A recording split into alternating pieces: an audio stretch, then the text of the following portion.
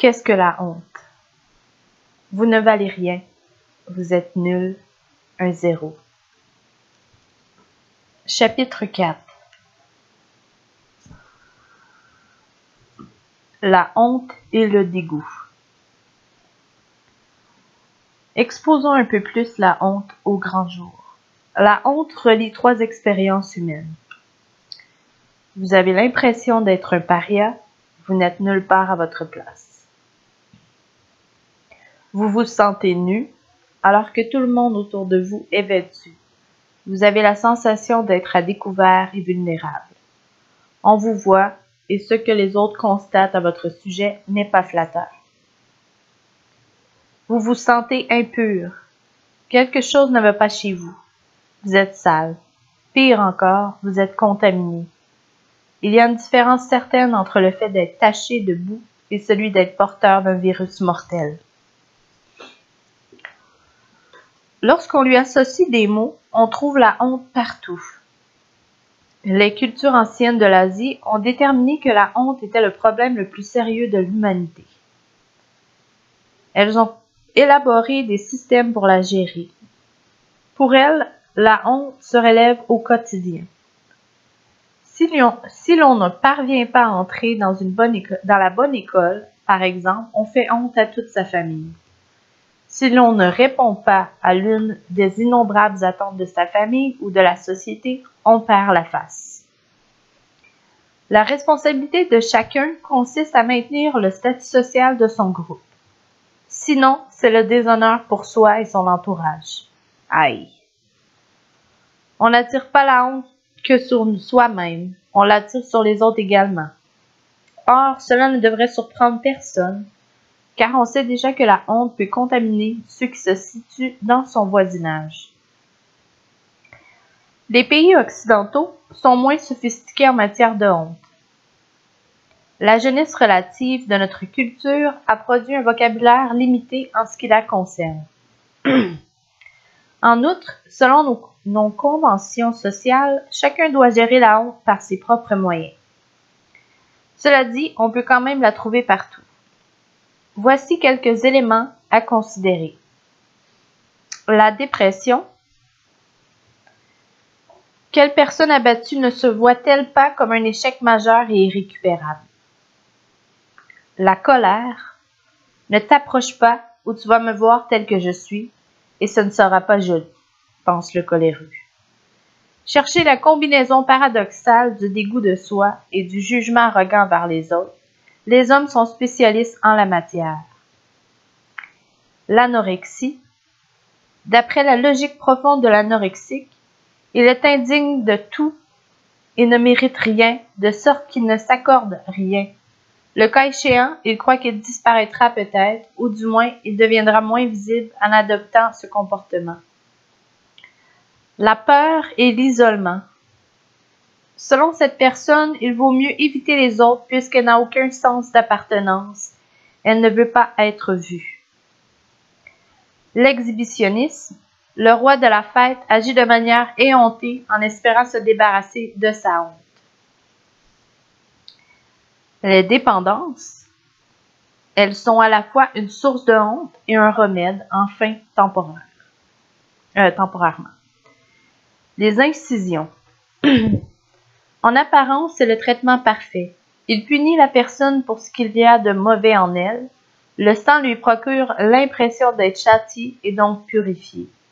L'entaille réduit bien sûr au silence la honte pendant 1 heure ou 2 seulement, mais c'est mieux que rien. La crainte d'être démasqué.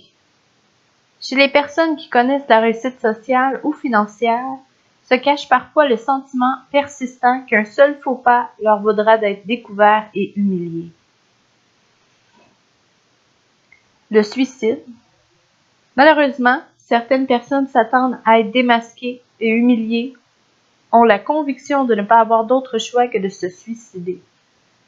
De nombreux autres qui vivent avec la honte souhaiteraient mettre fin à leur vie, mais elles ont trop peur de ce que la mort pourrait leur apporter. Les doutes au sujet de l'amour de Dieu à son égard. Qui pourrait aimer quelque chose d'aussi répugnant que moi? Je ne peux pas me pardonner. Vous vous dites peut-être que Dieu vous a pardonné, mais que quelque chose cloche encore en vous, que vous vous sentez toujours dégoûtant. Je ne suis qu'un échec. Qui n'a pas pensé à cela? Bien sûr, la cellule familiale reste un terreau favorable à la honte. Les familles non asiatiques n'ont généralement pas les mêmes attentes relativement au succès que de nombreuses familles asiatiques motivées par leur quête de l'honneur, mais toutes peuvent être une source de rejet, de critique, de mauvais traitement et d'abandon. Son message est clair. Vous n'êtes pas à la hauteur, vous n'êtes en décalage de la moyenne. Vous êtes en décalage de la moyenne. D'autres personnes sont acceptables, mais pas vous. Elles réussissent, vous échouez. Elles sont bonnes, vous êtes odieux. Elles sont importantes, on peut se passer de vous. Valeur et dignité sont au cœur du problème. La personne honteuse a l'impression d'être sans valeur aux yeux des autres et de Dieu. Chaque culture a ses propres insignifiants, ses personnes insignifiantes et estimées, honorées et rejetées. Les tribus et même les gangs de rue ont des rivaux qui considèrent avec mépris. Les Hutus ont les Tutsis, les Singalais ont les Tamouls, les Soudanais islamiques ont les chrétiens et vice-versa. La cour d'école est une représentation du monde en miniature. Dès la première récréation, le système des castes commence à se mettre en place. Les jeunes qui sont populaires jouissent du prestige, tandis que ceux qui ne le sont pas sont dévalorisés, ignorés ou ridiculisés. Parfois, ces parias forment leur propre tribu, mais en peu de temps, celle-ci se dotera de son propre dictateur et de subalternes qui lui seront inférieurs. La vie au sommet semble enviable à distance. Pourtant, étant donné que la honte est plus répandue qu'il n'y paraît, même certains enfants populaires qui imposent leur choix aux autres et les rabaissent rentrent chez eux après, auprès de parents qui les déprécient. Leur bravarde à l'école sert à couvrir leur réalité. Par leurs paroles mordantes, ils cherchent à redorer la réputation qu'ils ont, selon eux, déjà perdue. Considérez ceux qui se situent au sommet de l'échelle sociale.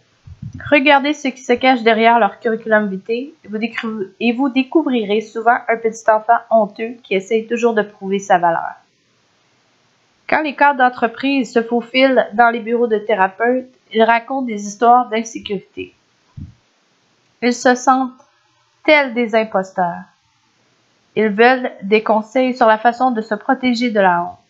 Si les acteurs célèbres parlent ouvertement, ils révèlent qu'ils ne trouvent la paix que lorsqu'ils jouent des rôles. Qu'en est-il des gens qui sont sûrs d'eux et vantards? Ils ont plus de problèmes qu'il n'y paraît. Les êtres humains authentiques savent qu'ils sont des créatures imparfaites et nécessiteuses. Ils n'ont nulle envie de se mettre en valeur. Les personnes honorables n'ont pas besoin d'être vaniteuses. Les fanfaronnades et l'arrogance sont pour ceux qui se leurrent en pensant qu'un battage médiatique peut faire fuir la honte. Tout cela nous pousse à nous demander si les personnes populaires et prestigieuses se sentent aussi marginalisées et épouvantées que nous à l'idée d'être vues telles qu'elles sont. Le cas échéant, nous aurons besoin de plus qu'un rang social élevé ou d'un gros salaire pour vaincre la honte.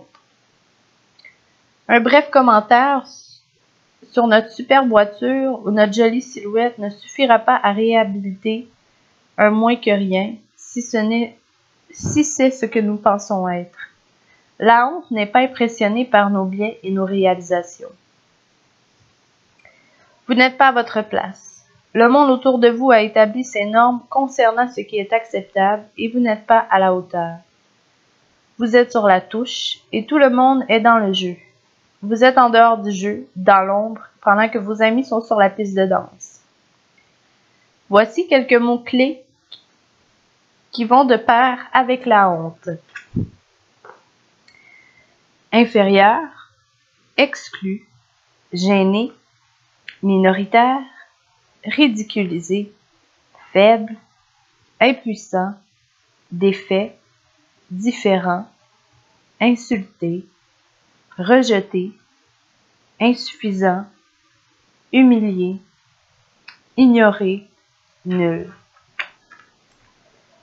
Ces mots nous font prendre la bonne direction, mais l'impression que laissent certains d'entre eux, comme gênés, insultés, différents et ignorés, peut s'estomper avec le temps. La véritable honte requiert plus d'intensité. C'est pourquoi le registre de la liste suivante pourra vous donner envie de détourner le regard. Pourtant, il sert mieux la définition de la honte. Impur, déshonoré, sale, rejeté, odieux, souillé, abject, revêche, mis au rebut, repoussant, disgracié, sans valeur, répugnant, méprisé, vil. Odieuse. Je suis odieuse. Il lui a fallu quelques semaines pour verbaliser son concept de soi, et afin d'y arriver, elle a dû décortiquer sa vie. La couche supérieure de son existence semblait très ordinaire. Elle était mariée, avait des enfants et suffisamment d'argent pour payer les factures. La dépression paraissait constamment la menacer, mais peut-être était-ce dû à un peu de fatigue. En pelant cette couche, on découvrait de la colère qui avait l'air d'être dirigée contre tout le monde. La couche suivante révélait sa pratique habituelle de se faire des incisions. Elle avait été si discrète que son mari n'en savait rien, et à certains égards, elle-même n'en était pas toujours consciente. Puis on arrivait à la couche suivante, « Je suis odieuse ». En d'autres termes, ne faire partie que de l'équipe B ou ne jamais être invité à danser est peu de choses. La honte a beaucoup plus d'affinité avec le lépreux qui s'écrit « impur » et qui contamine les autres par le simple fait de les toucher. Certains prennent des douches dans l'espoir de devenir propres. Un avocat témoin d'exécution lave ses habits. D'autres tentent de se débarrasser de leur saleté en versant leur propre sang afin de devenir plus acceptables. Le sang peut nous sembler être un piètre substitut pour l'eau et le savon, mais les sacrifices sanglants ne datent pas d'hier. L'impureté exige du sang. À présent, allons un peu plus loin. Parfois, il n'y a pas de mots pour la honte. La honte nous conduit aux limites, là où les mots sont insignifiants. Aussi, exprimons-nous notre honte en faisant des choses dégoûtantes. Vomissements intentionnels et promiscuité sexuelle dégradante peuvent en faire partie. L'échec voulu au travail ou dans les relations est moins avilissant, mais tout aussi efficace. Oui, la honte peut délibérément compromettre toute réussite possible. Tout soupçon de bonne nouvelle est perçu comme une menace. Vous la fuyez, buvez ou vous droguez à cause d'elle et finissez par la faire disparaître. Pourquoi un jeune homme brillant à l'avenir prometteur se mettrait-il à détourner des fonds de l'entreprise pour laquelle il travaille en sachant que le système comptable le découvrira un jour? Les gens habités par la honte pensent qu'ils ne sont pas dignes de rien, qu'ils sont dignes de rien de bon. Bien sûr, leur entourage souffre, malgré eux, de leurs habitudes autodestructrices, motivées par la honte. Ces gens croient faire une faveur à leurs proches en s'éloignant d'eux. Puisqu'ils auraient à la longue ruiné des vies, autant le faire maintenant. Il avait effectivement trouvé des bons mots pour se décrire lui-même. Le gâcheur. Un sobriquet qu'il s'était attribué. Il avait quitté une femme qui avait eu un avortement, un ami mort d'une surdose alors qu'il lui fournissait des stupéfiants, 3 bons emplois à cause de sa dépendance à l'alcool, et son ex-femme ainsi que ses 2 enfants démunis. Il avait entendu parler de la bonne nouvelle, du pardon des péchés et de l'accueil de Dieu que Dieu réserve aux pécheurs. Il voulait y croire. Il s'accrochait toutefois au mensonge suivant. Tu t'es tellement enfoncé dans la fosse que tu ne réussiras jamais à t'en sortir. Le nom Le Gâcheur s'est transformé en prophétie. Cet homme s'était engagé à être un vrai prophète. Dans son cas, la honte résultait de son comportement honteux, mais sa biographie était compliquée. Derrière des comportements honteux se cachaient souvent des gens qui ont également été humiliés par d'autres. Le gâcheur avait été anéanti par le divorce de ses parents, le rejet de son père et une femme qui avait décidé de faire avorter leur enfant sans même le consulter. Tantôt nous faisons honte, tantôt nous sommes couverts de honte. Le plus souvent, nous faisons l'expérience des deux. Cracher sur quelqu'un est une façon utilisée dans le monde pour manifester son mépris envers d'autres personnes. Regardez quelques films et vous y verrez au moins une scène dans laquelle on crache sur quelqu'un. La plupart des victimes croient qu'elles méritent le traitement qui leur est infligé. Elles pensent que parce qu'elles ont fait quelque chose de dégoûtant, elles se sont attirées une punition dégoûtante. La tradition remonte directement au temps biblique. Si son père lui avait craché au visage, ne serait-elle pas pendant 7 jours un objet de honte? Nombre 12, verset 14. Les anciens de la ville l'appelleront et lui parleront. S'il persiste et dit « Je ne veux pas la prendre », alors sa belle-sœur s'approchera de lui en présence des anciens, lui ôtera son soulier du pied et lui crachera au visage. Et prenant la parole, elle dira « Ainsi sera fait à l'homme qui ne relève pas la maison de son frère. » Deutéronome 25, versets 8 et 9. Il y a pire. Durant la Seconde Guerre mondiale, les camps de concentration Auschwitz, en tout cas, du Dachau et du Buchenwald étaient des usines de honte où les nazis s'employaient à déshumaniser les Juifs.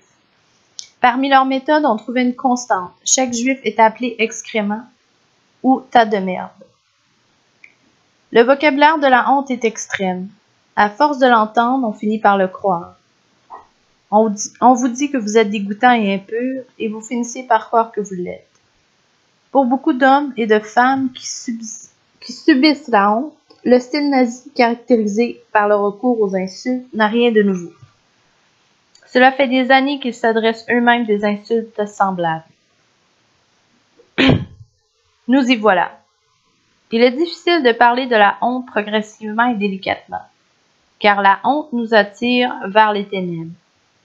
En essayant de l'assainir, on tente d'éviter ou de nier sa laideur, sa nature morbide. Personne ne peut reprocher de vouloir adoucir cette expérience. Après tout, qui tient à examiner quelque chose qui semble miner notre humanité? Ne nous arrêtons pas à ce discours sans espoir. N'oublions pas qu'il existe une façon d'être purifié de la honte. Voilà pourquoi l'on peut et l'on doit affronter. Dans l'âme de tous ceux qui connaissent bien la honte se cache un langage cru. L'Écriture elle-même n'est pas timide à ce sujet. Si vous êtes rempli de honte, vous vous sentez tout à fait odieux. Or, qu'est-ce qui est plus dégoûtant que les excréments? Les vomissures, peut-être? Ce qui explique que les vomissures de la personne boulimique ont 2 fonctions. Ils les aident à suivre un régime amaigrissant et à exprimer leur mépris de soi. Il est toutefois difficile de trouver quelque chose d'aussi grossier. Pas étonnant que l'Écriture fasse le lien entre les matières fécales et la honte. Ils allèrent pour l'enterrer, mais ils ne trouvèrent d'elle que le crâne, les pieds et les paumes des mains. Ils retournèrent l'annoncer à Jéhu, qui dit « C'est ce qu'avait déclaré l'Éternel par son serviteur Élie. Le Tishbite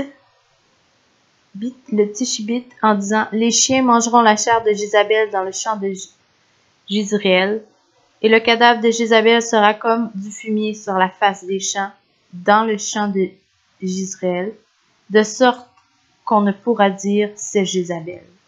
2 Rois 9, versets 35 à 37. Maintenant, à vous cet ordre sacrificateur. Si vous n'écoutez pas, si vous ne prenez pas à cœur de donner gloire à mon nom, dit l'Éternel des armées. J'enverrai parmi vous la malédiction, et je maudirai vos bénédictions. Oui, je les maudirai, parce que vous ne l'avez pas à cœur. Voici, je détruirai vos semences, et je vous jetterai des excréments au visage, les excréments des victimes que vous sacrifiez, et on vous emportera avec eux.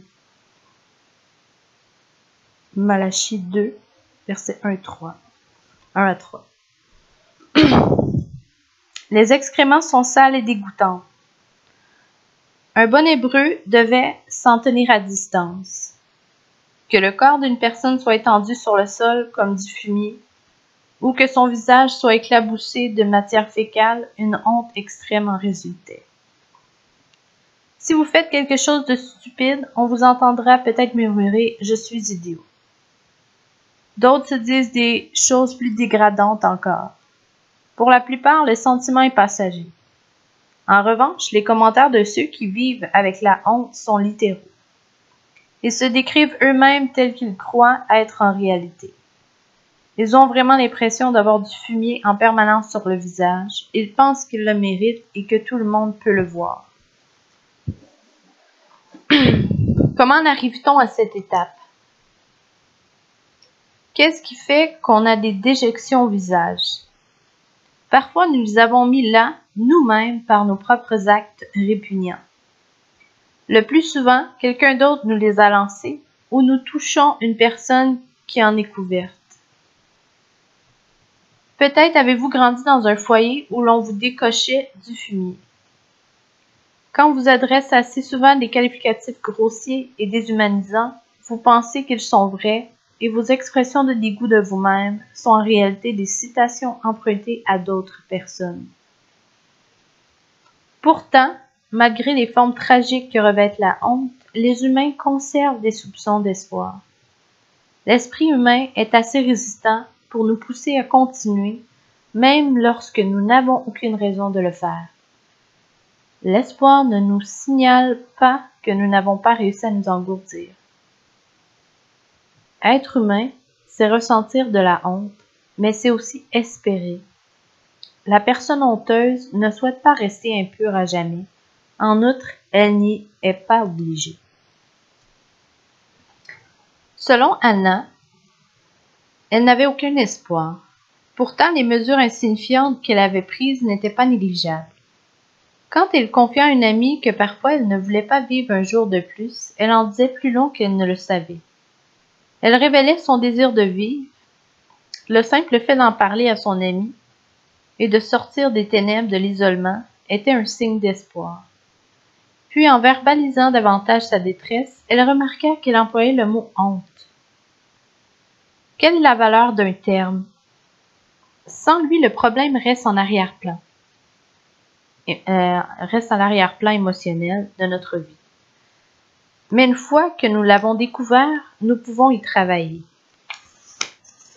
Nous sommes en mesure de l'appréhender et dans ce cas reconnaître ce que Dieu dit à propos de la honte. Bien que nous puissions tous repérer la honte, bien que nous puissions tous repérer de la honte dans notre vie, certaines personnes en éprouvent moins et d'autres beaucoup plus. Si vous êtes de ceux qui en ont moins, voici l'occasion de comprendre les gens qui se sentent impurs, marginalisés, à découvert. Si vous avez très honte, vous avez l'opportunité de recevoir l'espoir que vous n'avez jamais pensé entrevoir. Pour nous tous, c'est le temps parfait de nous émerveiller en constatant que Dieu s'adresse plus profondément à l'âme humaine que ce que nous aurions pu imaginer. À discuter. Première question. Le langage cru du présent chapitre n'est ni destiné à choquer, ni dépourvu de tout fondement. Si vous vous y dérobez, vous vous détournerez de millions de personnes. Cette pensée est-elle logique? Question 2. Comment essayez-vous de cracher sur vous-même? Question 3. Les personnes dégoûtantes méritent un traitement dégoûtant. Telle est la devise de la honte. Avez-vous déjà tenté sans succès de vous convaincre que vous n'étiez pas honteux ou d'en persuader quelqu'un d'autre. On pourrait penser que c'est chose facile. On n'a qu'à dire « Je t'aime, je pense que tu es belle ». C'était leur faute, pas la tienne. La honte est toutefois comme un virus résistant. Elle est insensible à des traitements qui semblent très efficaces. Quels moyens avez-vous essayé de mettre en œuvre pour vous affranchir de la honte sans pourtant y parvenir? Question 4. Qui citez-vous quand vous vous méprisez verbalement? Un parent? Un enseignant?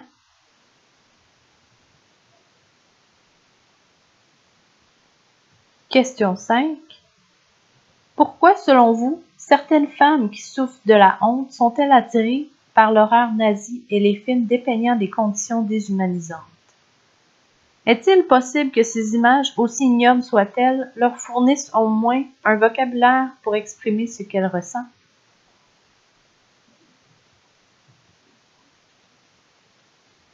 Question 6. Bien que les Juifs de la Shoah aient été couverts de honte, ils ne l'ont pas tous accepté. Certains ont pu voir la réalité plus clairement. La honte appartenait vraiment aux nazis. Pensez-vous être en mesure d'adopter ce genre de perspective? Croyez-vous qu'il soit possible de rejeter la honte et de la renvoyer à son expéditeur, au moins dans le cas des nazis? Comment vous y prendriez-vous?